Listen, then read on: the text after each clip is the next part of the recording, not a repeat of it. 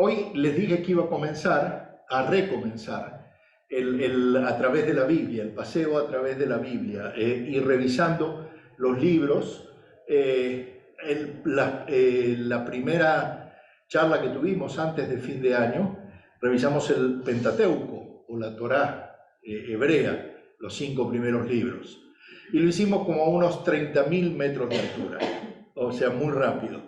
Alguien me recomendó, andate un poquito más abajo para que profundices un poquito más en cada libro. Entonces hoy vamos a revisar 2 libros a unos 10.000 metros de altura. O sea, le vamos a entrar un poquito más todavía hoy.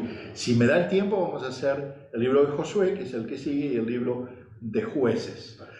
La Biblia hebrea, como ustedes saben, tiene 24 libros. La Biblia protestante, la Biblia católica, tiene unos pocos más. La Biblia protestante tiene 39 libros. La diferencia, nosotros seguimos exactamente para el Antiguo Testamento la Biblia hebrea, porque creemos que ese es el pueblo de Dios del Antiguo Testamento. La diferencia entre los 24 libros de ellos y los 39 libros que tienen nuestras Biblias es que, por ejemplo, ciertos libros como los profetas menores, nosotros tenemos individualmente un libro por cada uno, y ellos se llaman los profetas menores. O sea, tienen los 12 libros agrupados en uno. ¿Se entiende? Ahora todavía le faltan 3, porque la diferencia es de 15 libros entre 24 y 39. Los otros 3 son, porque nosotros tenemos Samuel, dividido en primera y segunda, Crónicas, dividido en primera y segunda, y Reyes, dividido, me salía joya, y Reyes, dividido en primera y segunda. Ahí están, son exactamente los mismos libros. La Torá son el Pentateuco nuestro. Y ahora vamos a entrar en una serie que se llaman, para la Biblia hebrea, la Tanakh, y para nosotros, los escritos. Los escritos no son libros proféticos, pueden contener profecía, pero el estilo es narrativo. Entonces los escritos los dividimos en libros poéticos, como los Salmos, Proverbios, Lamentaciones, Cantares, Job, que también se pueden conocer como libros sapienciales, porque son existenciales, el hombre buscando al hombre, buscándose en el interior, el sufrimiento humano reflejado. Y los otros son los libros históricos, las narrativas. Bueno, estos 2 libros que voy a ver hoy, o uno por lo menos de ellos, Josué y Jueces, corresponden a esto, a los escritos, a la serie de los escritos y libros históricos. Como introducción, quiero decir que uno no puede recorrer la Biblia sin encontrar a Jesús, sin encontrar a Dios y sin encontrar al Espíritu Santo. Desde el Antiguo Testamento, desde Génesis hasta Apocalipsis, porque el Padre es la palabra revelada, Jesús es la palabra viva y el Espíritu Santo es la palabra cercana. El Espíritu Santo es lo que nos trae, nos hace cerca esa palabra.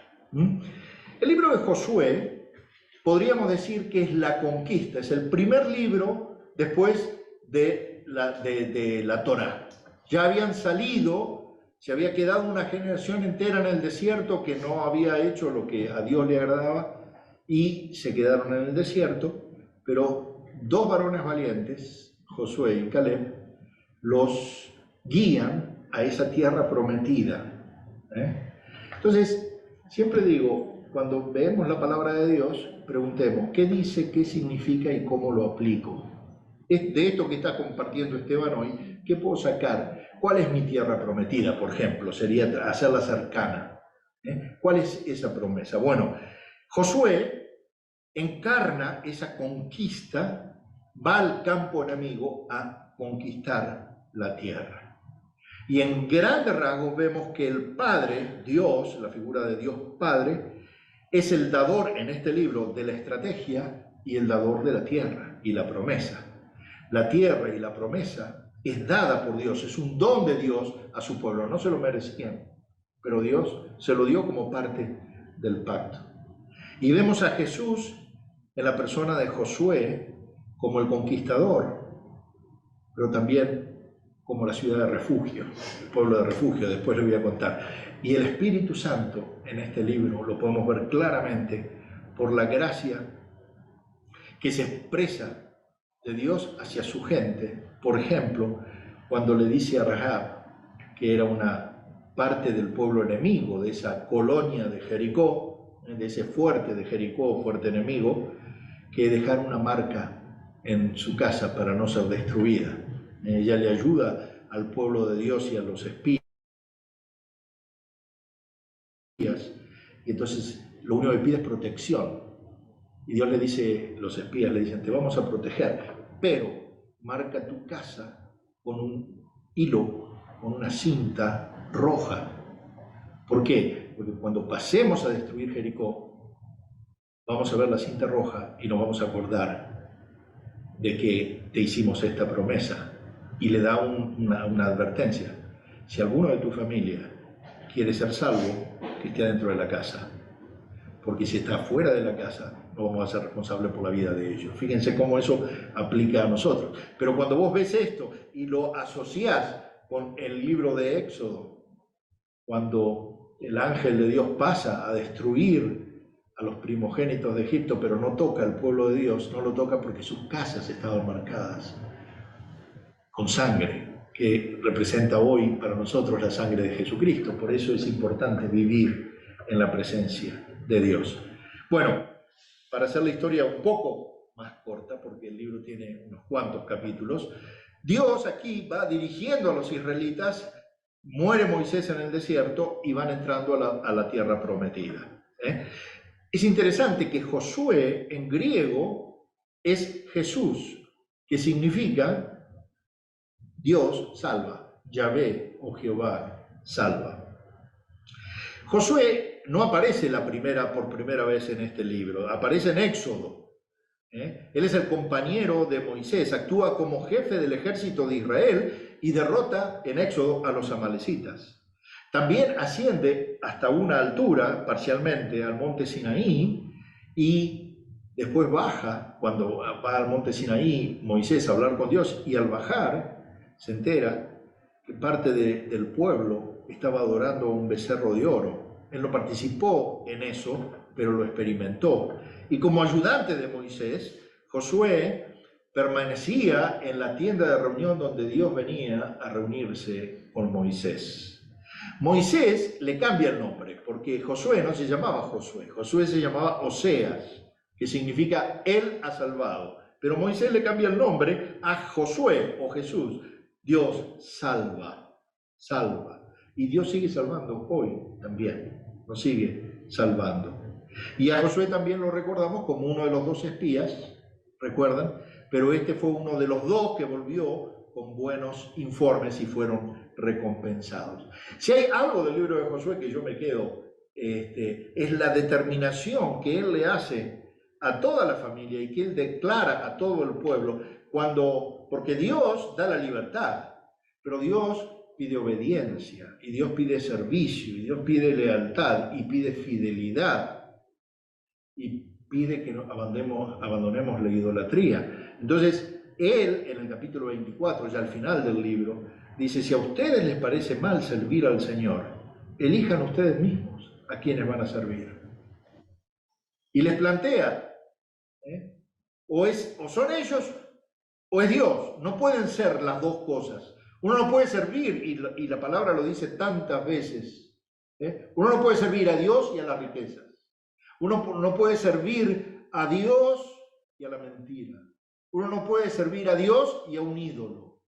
O servís a Dios y sos de Dios, o no estás en nada. Y él dice, elijan ustedes mismos a quienes van a servir. A los dioses que sirvieron los antepasados del otro lado, cuando estaban en la tierra, se habían hecho ídolos. A los dioses amorreos, en cuya tierra están habitando ahora. O a Dios, dice, yo por mi parte, mi familia y yo serviremos al Señor.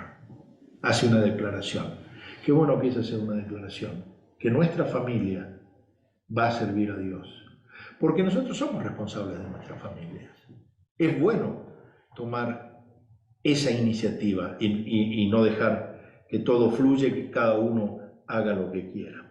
Bueno, el libro de Josué históricamente marca la entrada de los israelitas a la tierra prometida, marca y cuenta la distribución de las tierras. Recuerden que esa tierra prometida de los cananeos tenía ahora que dividirse en 12 tribus, 13, porque dividieron a la Manasés y Efraín a media tribu cada una, los descendientes de José. También cuenta toda esa preparación que hicieron para repartir esa herencia y esa bendición. Entonces, el contenido del libro sugiere que pasó 40 años, más o menos. 40 años en términos bíblicos es un periodo completo, 40 años, 40 días. El 40 es algo acabado, algo que no quedó a mitad, un periodo completo. 40 años después del Éxodo, lo que implica que este libro, más o menos que yo les estoy diciendo, es del año 1406 antes de Cristo. O sea, estamos hablando de los comienzos. Obviamente la teología de este libro es la tierra prometida, el don, el regalo de la tierra prometida. Y acá quiero compararlo como un tipo del Nuevo Testamento al regalo de la gracia de Dios. Dios te da su gracia no porque te la mereces, sino como un don de Él. Dios te da su amor porque Él es amor. Dios te da perdón no porque mereces perdón, sino porque Él te quiere tener al lado de Él. Lo que Dios te da es totalmente inmerecido. Nosotros, cuando uno revisa, a veces con Patricia nos quedamos y se te extraña mucho, Pato. Yo miro más televisión que ella, pero a veces entre serie y serie hacemos reflexiones y digo, ¿en dónde estuvimos nosotros? Y cómo nos trajo el Señor, y cómo éramos antes y cómo estamos ahora. Todo por gracia de Dios. La tierra prometida que hoy estamos transitando con nuestros hijos, con nuestros nietos, con las bendiciones, con el servir a Dios, es porque Dios quiso, no porque Esteban se lo mereciera, porque yo era a los ojos de Dios una abominable y quizás mi esposa menos.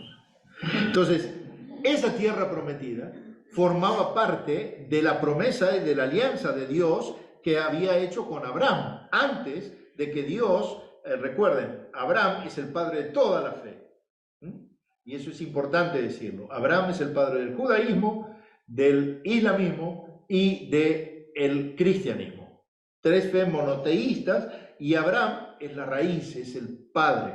Obviamente, después pasaron cosas que lo relata la Biblia y nos fuimos dividiendo.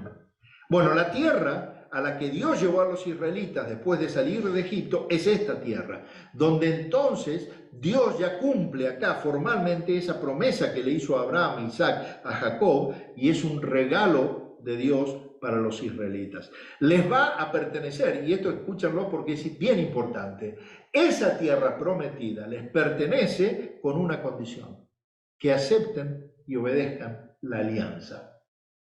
¿Qué es la alianza? Es el estar con Dios, el aceptar a Dios. Dios lo único que nos pide es nuestro corazón. Para vivir en las bendiciones de Él, para hacernos parte de su pueblo, lo único que nos pide es que lo hagamos Señor de nuestra vida. Y entonces el don de la tierra prometida, el regalo de esa tierra prometida, le va a proporcionar a los israelitas todas las bendiciones que de aquí en más iban a necesitar para vivir en prosperidad y en seguridad. Eso lo podemos aplicar nosotros también a nuestra vida hoy.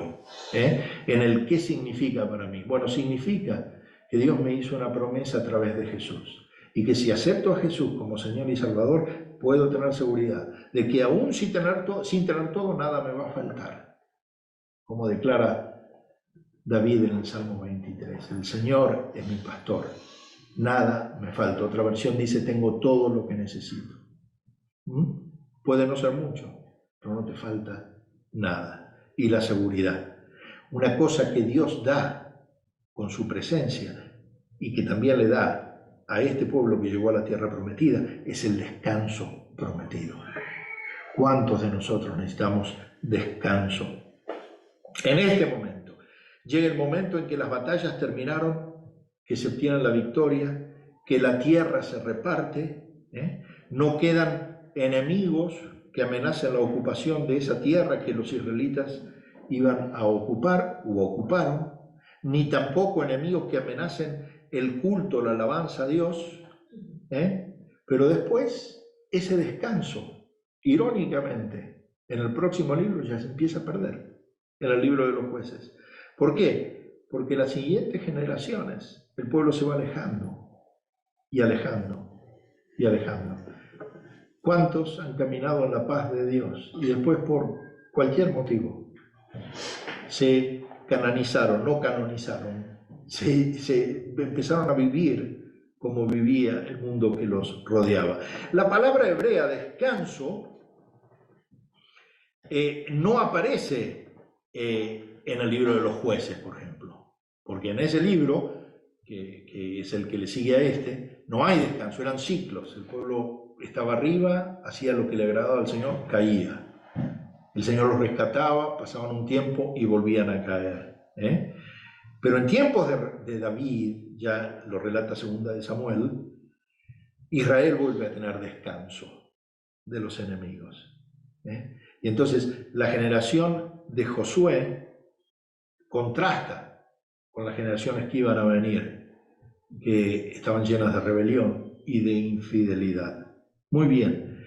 De esa misma manera, cuando vamos al Nuevo Testamento, el autor de Hebreos invita al pueblo de Dios, a nosotros, hoy la iglesia de Dios, todos nosotros, a esta nueva alianza. ¿Para qué? Para entrar en el verdadero y en el completo descanso que Josué no dio, porque el pueblo siguió cayendo, pero ahora el sacrificio ya lo hizo Jesús, ahora sí hay descanso. Entonces, otro tema que vemos en el libro de Josué es que Dios no deja a su pueblo.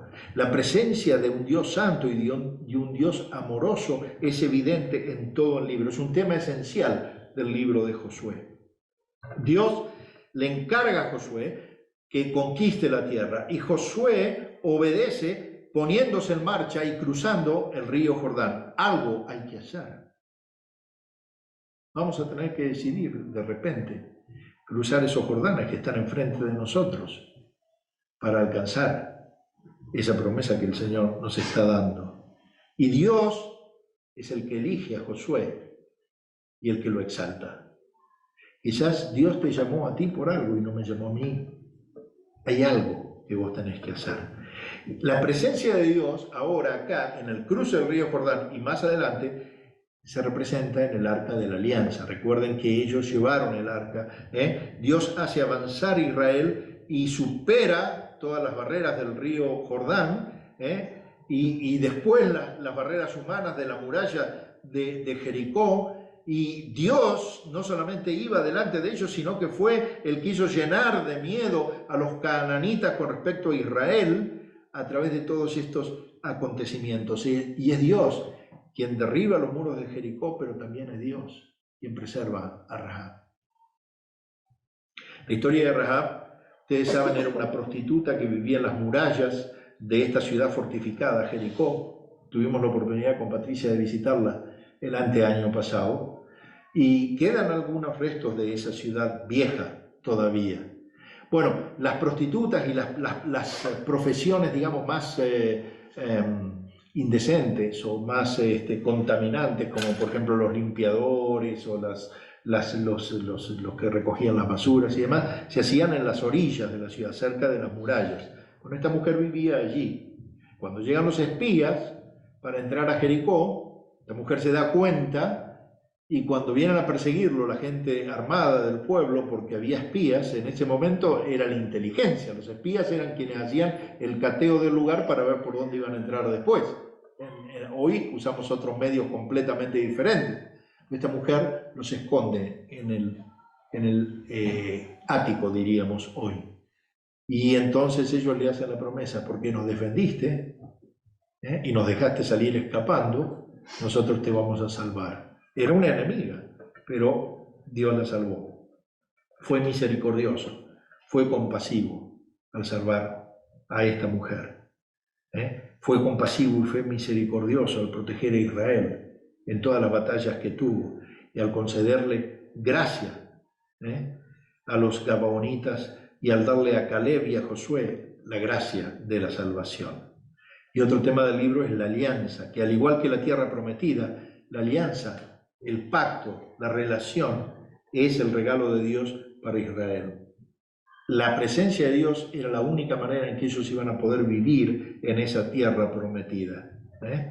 Y el llamado de Dios a la obediencia de Israel era fundamental, porque sin obediencia no iban a poder recibir las bendiciones. Pero una cosa bien importante de este libro es que acá ya empieza a aclararse algo que en el Nuevo Testamento se hace evidente. Las bendiciones de Dios no son solo para Israel. Por eso hay que tener mucho cuidado cuando dicen que Israel es el que tiene todas las bendiciones de Dios. No, el Israel histórico es una cosa, pero el Israel espiritual es una cosa completamente diferente. Nosotros somos parte de ese Israel espiritual, nosotros somos ese pueblo. Pero las bendiciones no son solamente para ese Israel histórico, nos llegaron a nosotros a través de Jesucristo y le pueden llegar al mundo. Las obras de salvación proclaman esa esperanza. Dice en Josué 4:24 que esa salvación iba a venir a todos los pueblos de la tierra. ¿Por qué? Porque Dios lo quiere así. Y las historias fascinantes de acá es la de Rahab, que le acabo de contar, y la de los espías, la del cruce del Jordán, que tuvieron que cruzar el arca, pusieron el pie y cuando ponen el pie se abre nuevamente el río y ellos cruzan. Un río súper caudaloso, pero ellos pueden cruzar con el arca. Pero después, del otro lado, cuando llegan a Jericó y pasan a Gilgal, pasa algo más importante todavía. Josué recibe de Dios la instrucción de volver a circuncidar, no de volver a circuncidar, de circuncidar a todos los hombres que salieron y entraron a la tierra prometida. ¿Por qué? Porque en el desierto ya todos los que habían sido marcados como parte del pueblo de Dios habían muerto. Y esta generación nueva no se había circuncidado en el desierto. Entonces lo lleva a la roca en Gilgal y lo circuncida nuevamente. Ahora fíjense una cosa, en el Nuevo Testamento, no se asusten porque nosotros no circuncidamos a nadie, gracias a Dios. El Nuevo Testamento nos dice Pablo en el libro de Colosenses que el bautismo es la antigua circuncisión. ¿Qué hacía la circuncisión? Le mostraba a otro que uno era parte del pueblo de Dios. Era una señal visible en el cuerpo de una decisión interna del corazón. Eso mismo es el bautismo. Cuando yo le dejo saber a toda la gente que he decidido en mi corazón seguir a Jesús y me bautizo, entonces soy parte del pueblo de Dios. No, ya soy salvo, pero ahora me confieso yo como parte del pueblo de Dios. Y entonces otra cosa asombrosa que vemos es la caída de Jericó, las murallas que caen después de las vueltas. También vemos la miseria de Acán, que a pesar de haber recibido instrucciones de que no tocaran nada contaminado de los enemigos, estos esconden tesoros de los enemigos para guardárselo, quisieron acaparar y el Señor los destruye. Pero lo más lindo que puedo rescatar de todo esto, y con esto cierro, es esto. El Señor, cuando reparte las tierras a todas las tribus y le da tierra a los levitas, a los sacerdotes, a quienes van a servir al Señor. Pero tuvo la gracia y la misericordia de hacer que estos levitas hicieran y separaran ciudades de refugio. Las ciudades de refugio eran cuando alguien cometía sin querer un pecado que merecía la muerte. Iba a esa ciudad y ya los enemigos o los que podían ejercer venganza sobre él porque estaba la ley del talión, no podían tocarlo porque estaba dentro de una ciudad de refugio. Si salía, moría, pero dentro de la ciudad no lo podía tocar nadie. Recién podía salir cuando moría el sumo sacerdote de ese tiempo. Quiero ponértelo en términos modernos. El Señor, con su salvación, me llevó a una ciudad de refugio. Y el sumo sacerdote ya murió por mí. Pagó todos mis pecados. Ahora puedo salir de esa ciudad sin que nadie me quiera hacer daño, porque ya Él pagó por mí. Ese detalle que el Señor proveyó de buscar un lugar para los que habían pecado que pudieran evitar la condenación, les hace ver que el Dios del Antiguo Testamento, así como Dios, Jesús, del Nuevo Testamento, el mismo, es compasivo, misericordioso, amoroso y un Dios de segundas oportunidades. No voy a entrar al libro de Jueces, me quedo con Josué. Que el Señor les bendiga ricamente. Amén.